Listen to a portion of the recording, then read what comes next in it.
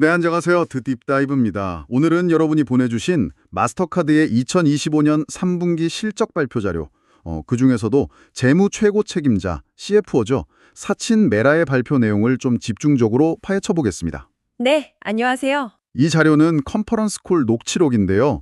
이번 시간에는 CEO 발언이나 질의응답은 잠시 접어두고 오직 그 CFO가 미리 준비한 발표 내용에만 집중해서 한번 숫자 너머의 의미를 찾아보려고 합니다. 네, 그게 좋겠네요. 목표는 이 복잡한 재무 지표들을 좀 명확히 이해하고 마스터카드의 현재 재무 상태와 또 미래 전망에 대한 CFO의 시각, 이걸 파악하는 겁니다. 네, 맞습니다. 기업의 재무 성과라는 게 뭐랄까, 현재 비즈니스가 어떻게 돌아가고 있는지를 가장 객관적으로 보여주는 거울 같거든요. 그렇죠. 특히 마스터카드 같은 이런 글로벌 기업 CFO의 발표는 매출, 비용, 이익 구조 이런 걸 통해서 그 속살을 들여다볼 좋은 기회죠.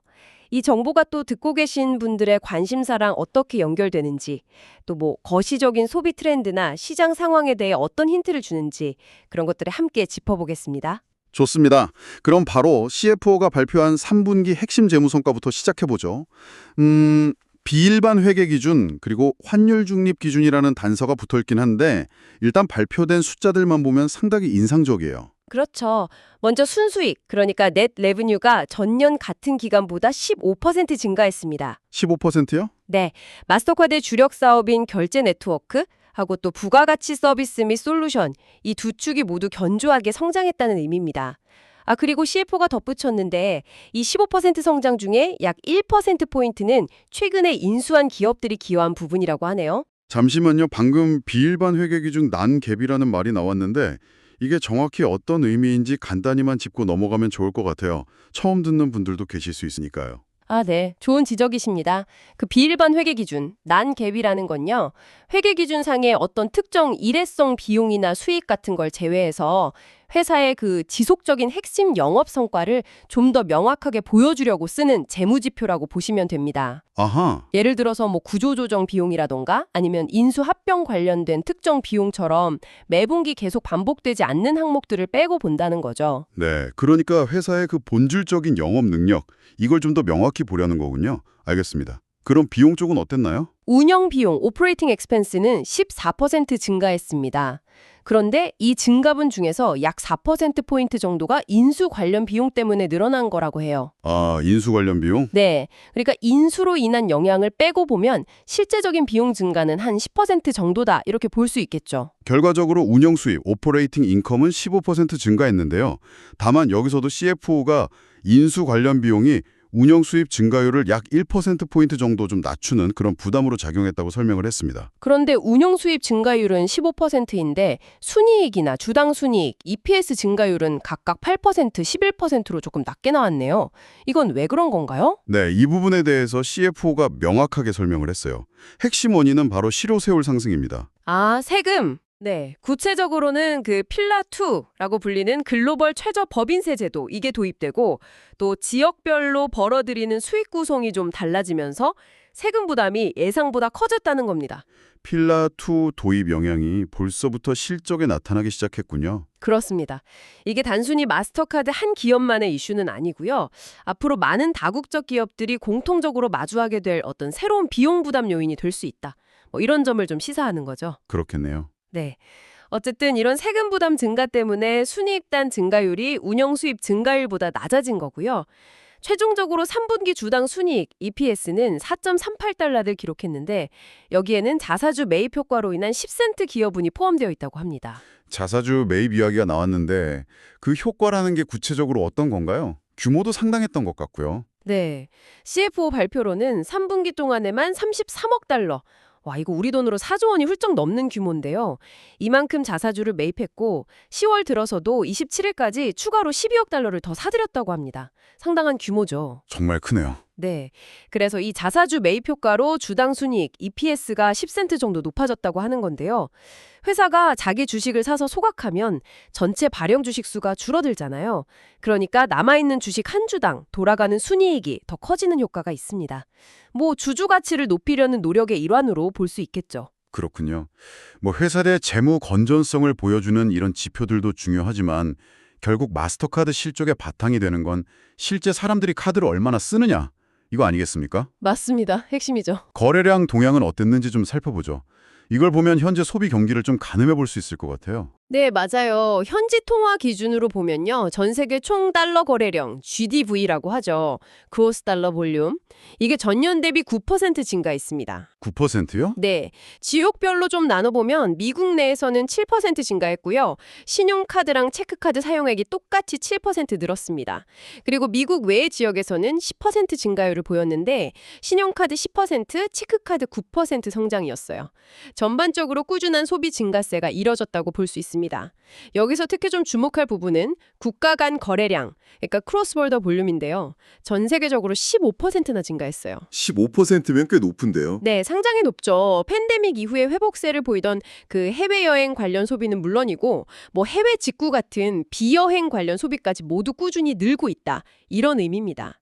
글로벌 교류와 소비가 여전히 활발하게 유지되고 있다는 그런 방증이죠. 거래액 수뿐만 아니라 실제 결제가 승인된 건수 자체도 중요할 텐데요.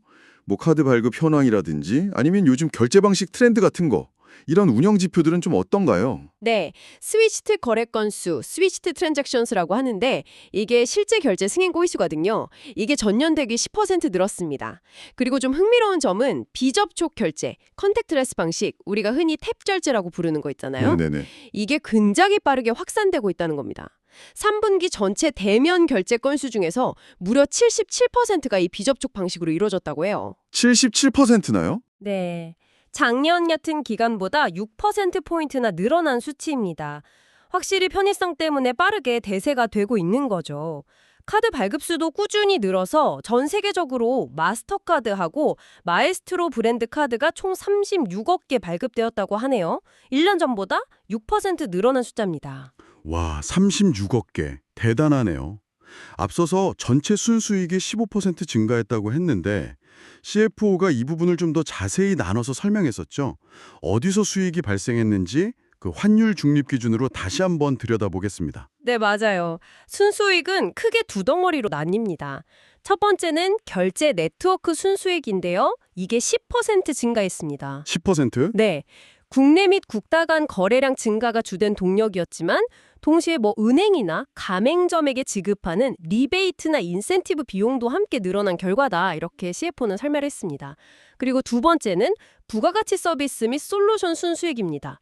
이쪽 성장세가 정말 놀라운데요. 무려 22%나 증가했습니다. 22%요? 와. 네, 이 중에서 약 3%포인트는 인수 효과고요. 나머지 19% 성장은 마스터카드가 제공하는 여러 가지 서비스들, 예를 들면 뭐 보안 솔루션, 디지털 인증 서비스, 또 고객 확보나 관리 지원 서비스, 기업 대상 데이터 분석 서비스 같은 거요. 이런 거에 대한 수요가 아주 강력했고 또 가격 정책의 효과도 있었다. 이렇게 분석했습니다. 22% 성장이라니 이건 정말 대단한데요. 단순히 결제망을 제공하는 걸 넘어서 뭐 데이터 분석이라든지 보안 같은 이런 고부가가치 서비스 쪽으로 마스터카드의 성장 엔진이 확실히 옮겨가고 있다. 이걸 보여주는 아주 강력한 신호 같아요. 맞습니다. 어쩌면 이게 경쟁사하고의 차별화 지점이 될 수도 있겠고요. 정확히 보셨습니다. 마스터카드가 더 이상 단순 결제 처리 회사가 아니라 뭔가 종합적인 데이터 및 기술 솔루션 기업으로 변모하려는 전략, 이게 확실히 성과를 내고 있다. 이렇게 해석할 수 있는 부분입니다. 그럼 다시 핵심 사업인 결제 네트워크 쪽, 그 세부 수수료 항목들을 조금만 더 자세히 들여다볼 필요가 있겠네요. CFO가 각 항목별로 설명을 좀 덧붙였는데 여기서도 좀 흥미로운 지점들이 보이는 것 같아요. 네, 예를 들어서 국내 거래에서 발생하는 수수료, 도메스틱 어세스먼트라고 하죠. 이게 6% 증가했습니다. 그런데 앞서서 우리가 봤던 전 세계 총 달러 거래량, GDP 성장률은 9%였잖아요. 네, 3%포인트 차이가 나네요. 그렇죠. 3%포인트 차이가 나죠. CFO는 이 차이를 믹스 효과 때문이다. 이렇게 설명을 합니다. 믹스 효과라. 이게 정확히 어떤 의미인지 좀 더 쉽게 풀어주시겠어요? 저도 좀 궁금하네요. 아, 네. 쉽게 말하면요. 전체 거래액은 9% 늘었지만 그 안에서 상대적으로 수수료율이 좀 낮은 거래 비중이 늘어났다거나 아니면 반대로 수수료율이 높은 거래 비중이 줄어들면서 평균 수수료율이 조금 낮아졌다. 이런 의미입니다. 아하, 예를 들어서 대형 가맹점 거래 비중이 늘면 거래액은 커지지만 평균 수수료율은 낮아질 수 있거든요. 그래서 거래액 증가율보다 수수료 수입 증가율이 좀 낮게 나타났다. 이렇게 이해하시면 됩니다. 아, 그러니까 단순히 거래 총액만 봐서는 안 되고 수수료가 높은 거래가 늘었는지 낮은 거래가 늘었는지 그 구성까지 봐야 한다는 말씀이시군요. 맞습니다. 그럼 국가 간 거래 쪽에서도 혹시 비슷한 현상이 있었나요? 네, 비슷하면서도 조금 다른데요.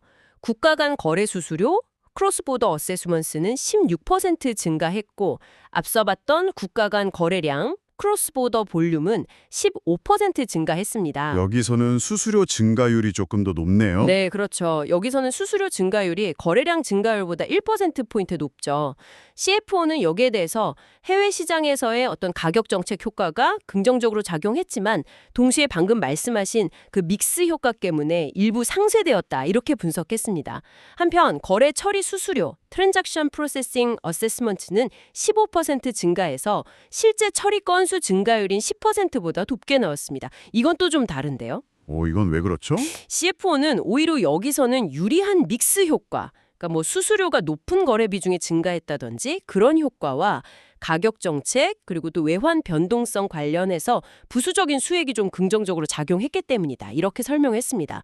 그 외에 기타 네트워크 관련 수수료, 아더 네트워크 어세스먼스는 이번 분기에 2억 5,500만 달러를 기록했다고 밝혔습니다. 이야, 복잡하지만 흥미롭네요. 실적의 다른 한 축인 비용 측면은 어땠을까요? 앞서서 운영 비용 증가율이 14%였는데 인수 효과가 4%포인트라고 했으니까 그럼 실질적인 비용 증가는 10% 수준이네요. CFO는 이 비용 증가에 대해서 어떻게 설명했나요? 네, 주로 미래 성장을 위한 다양한 전략적 투자 때문이다. 이렇게 설명을 했습니다. 예를 들면 더 나은 서비스를 위한 인프라 투자라던가 새로운 지역으로 사업을 확장하는 거, 또 상품이나 서비스 개발하고 출시하는 거, 그리고 광고나 마케팅 활동 같은 것들이죠. 미래를 위한 투자군요. 네. 다만 CFO가 덧붙이기를 원래 예상했던 것보다는 비용 집행이 좀 적었는데 그 이유는 일부 비용 집행 시점이 3분기가 아니라 4분기로 좀 넘어갔기 때문이다. 이렇게 말했습니다. 시점의 차이. 알겠습니다. 3분기 실적을 이렇게 자세히 뜯어보니까 마스터카드의 현재 상황이 상당히 입체적으로 그려지는 것 같습니다. 그럼 이제 가장 최근 동향하고 앞으로의 전망으로 좀 넘어가 보죠. CFO가 이 부분에 대해서도 언급을 했죠. 네, 10월 첫 4주간의 운영 지표를 간략하게 공유했습니다. 결론부터 말씀드리면 3분기의 그 견조한 흐름이 10월에도 대체로 이어지고 있다. 이겁니다. 오, 다행이네요. 네, 다만 미국 내 스위치 거래량은 3분기 평균치보다는 소폭 감소세를 보였는데요. 이건 이미 예견됐던 특정 대형은행 캐피털원의 체크카드 고객기관 이슈하고 또 작년 같은 기간에 날씨 관련 요인으로 인한 기저효과 때문이다. 이렇게 설명을 했습니다. 그러니까 일시적인 요인을 제외하면 전반적인 소비나 기업 지출은 여전히 건전하다. 이렇게 판단하는 거죠. 그렇군요. 일시적인 요인이 있긴 했지만 큰 흐름 자체는 긍정적이라는 거네요. 그럼 연말인 4분기하고 더 나아가서 2025년 전체에 대한 가이던스, 즉 전망치는 어떻게 제시했나요? 이게 제일 궁금한데요. 네, 그렇죠.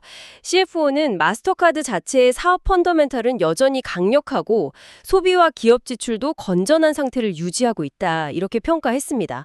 거시경제 환경에 대해서도 비교적 긍정적인 시각을 보였는데요. 오, 그래요? 네, 실업률이 관리 가능한 수준이고 임금 상승률이 물가 상승률을 웃돌고 있고 또 자산 가격 상승으로 인한 소비 여력 증대 효과, 웰스 이펙트라고 하죠.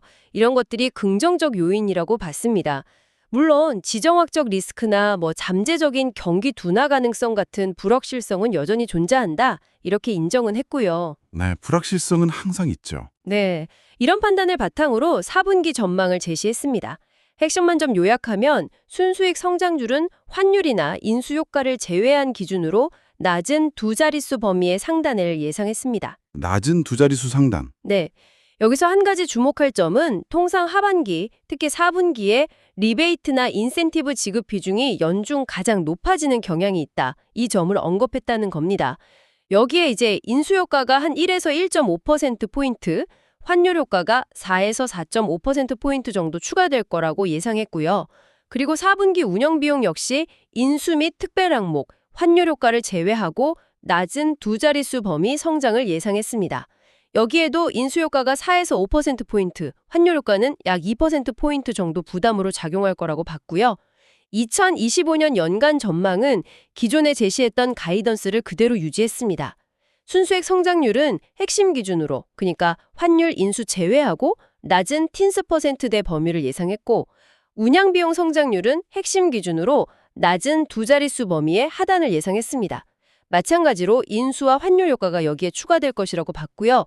전반적으로 내년에도 꾸준한 성장을 이어갈 것이다. 이런 자신감을 내비친 셈이죠. 그 외에 재무적으로 좀 참고할 만한 다른 정보는 없었나요? 세율 전망이라든지요? 네, 몇 가지 더 있었습니다. 4분기 기타 수익 및 비용 Other Income and Expense 항목에서 약 1억 1천만 달러의 비용이 발생할 것으로 예상했는데요. 이건 주로 이자 비용 같은 건데 마스터카드가 보유한 주식 투자 관련 손익은 제외한 수치입니다. 아, 네.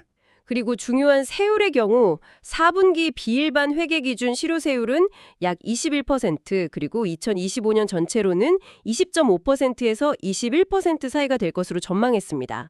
앞서 언급됐던 그 필라2 등의 영향이 반영된 수치겠죠. 네. 오늘 마스터카드 CFO의 3분기 실적 발표 내용을 통해서 회사의 재무 상태와 사업 전략, 그리고 향후 전망까지 아주 속속들이 살펴봤습니다. 견조한 매출 성장, 특히 그 부가가치 서비스 부문의 약진이 정말 돋보였고요.